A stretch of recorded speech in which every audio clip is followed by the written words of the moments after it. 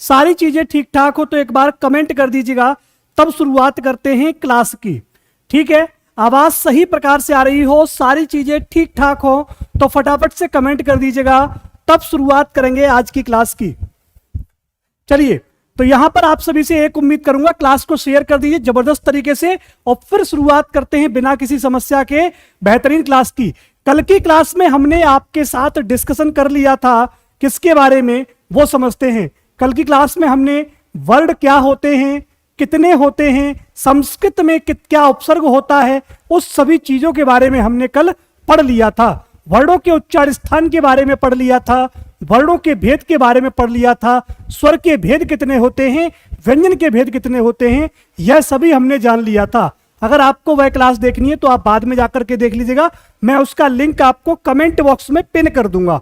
ठीक है, तो वहां से जाकर के आप वो क्लास देख सकते हैं। वर्णों के उच्चार स्थान क्या होते हैं वो भी आपको बता दिए थे वहां पर। शुरुआत करते हैं कि संस्कृत को ईजाद किसने किया, संस्कृत को मुख्य धारा में लेकर के कौन आए और किसने इस पर काम किया। तो संस्कृत की जो शुरुआत है साथियों, वो संस्कृत के त्रिमुनि के द्वारा की गई। त्रिमुनि कौन है? त्रिमुनि साथियों 3 मुनि इसमें आते हैं। एक है आपके पाणिनि जी, दूसरे हैं आपके कात्यायन और तीसरे हैं आपके पतंजलि। पाणिनि जी के बारे में समझने का प्रयास करते हैं, जानने का प्रयास करते हैं, क्या क्या प्रश्न पूछे जाते हैं वो सब जानते हैं। समझिएगा, पाणिनि जी ने रचना की थी, काय की रचना की थी भाई? अष्टाध्यायी की। किसकी रचना की थी? अष्टाध्यायी की रचना की थी। कहा जाता है कि अष्टाध्यायी में लगभग 4000 सूत्र हैं। समझिएगा, अष्टाध्यायी में लगभग 4000 सूत्र हैं। कितने सूत्र हैं? लगभग 4000 सूत्र हैं। इसीलिए पाणिनि जी को संस्कृत में सूत्रकार की संज्ञा भी दी गई है। किसकी संज्ञा दी गई है? पाणिनि जी को हम सूत्रकार के नाम से भी जानते हैं। समझ में आ गई बात समझ में आ गई। पहली चीज, पाणिनि जी को अष्टाध्यायी लिखी। अष्टाध्यायी में लगभग 4000 सूत्र हैं। ठीक है, और पाणिनि जी को हम सूत्रकार के नाम से भी जानते हैं। 2 नंबर पे आते हैं हमारे कौन? कात्यायन और वररुचि।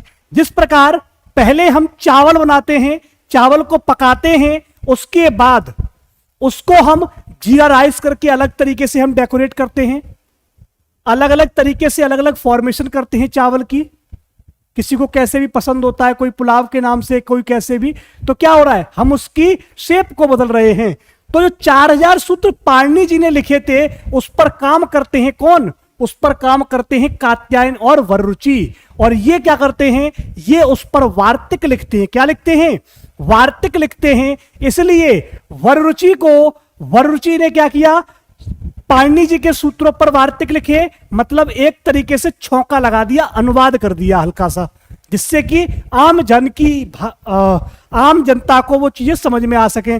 तो यहां पे जो वररुचि हैं, इन्होंने जब वार्तिक लिखे तो इनको साथियों कहा जाता है वार्तिककार। क्या कहते हैं? इनको कहा जाता है वार्तिककार।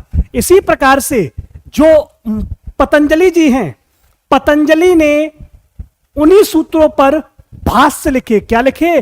भाष्य लिखे। इसलिए इनको हम महाभाष्यकार कहते हैं। क्या कहते हैं भाई?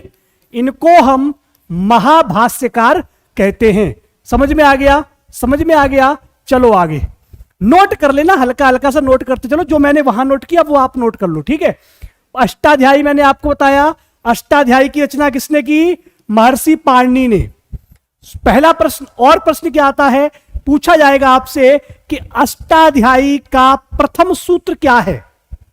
अष्टाध्यायी का प्रथम सूत्र क्या है और अष्टाध्यायी का अंतिम सूत्र क्या है? जब अंतिम सूत्र की बात आए तो याद रखिएगा कि जो अंतिम सूत्र है वो है अ। अंतिम सूत्र क्या है? ये वो बच्चे जानते होंगे जिन्होंने पहले भी मेरे से पढ़ाई की है। ये सब आपका एग्जाम में पूछा जाता है, कई बार पूछा गया है। ठीक है, अ क्लियर हो गया। अब बात आती है कि प्रथम सूत्र क्या है। तो प्रथम सूत्र आपका रहता है वृद्धि रादौच। वृद्धि रादौच, वृद्धि रादौच। ठीक है, समझ गए? ये क्या है भाई? ये अष्टाध्यायी का प्रथम सूत्र है, नोट कर लो, यही इंपॉर्टेंट है, बाकी तो भाषा लिखी हुई है। ठीक, अब क्या बात आती है कि महर्षि कात्यायन ने अष्टाध्यायी के सूत्रों पर वार्तिक लिखे, इसलिए उनको वार्तिककार कहा जाता है। यह मैंने आपको पहले ही बता दिया। वहां पर समस्या आ रही है? कोई दिक्कत नहीं है? फटाफट से नोट करो, आगे बढ़ो। आगे बात करते हैं किसकी? आगे बात करते हैं महर्षि पतंजलि की। वही चीज महर्षि पतंजलि ने भी पाणिनि के अष्टाध्यायी के सूत्रों पर भाष्य लिखे, इसलिए उनको हम महाभाष्यकार के नाम से जानते हैं। देखो यहां पर, समझ गए? अब एक और जी बचते हैं, उनका नाम है भट्टोजी दीक्षित। भट्टोजी दीक्षित ने उन्हीं सूत्रों पर वृत्तियां लिखी। क्या लिखी? उन्हीं सूत्रों पर वृत्तियां लिखी, इसलिए उनको वृत्तिकार कहा जाता है। कात्यायन को, वररुचि को वार्तिककार कहते हैं।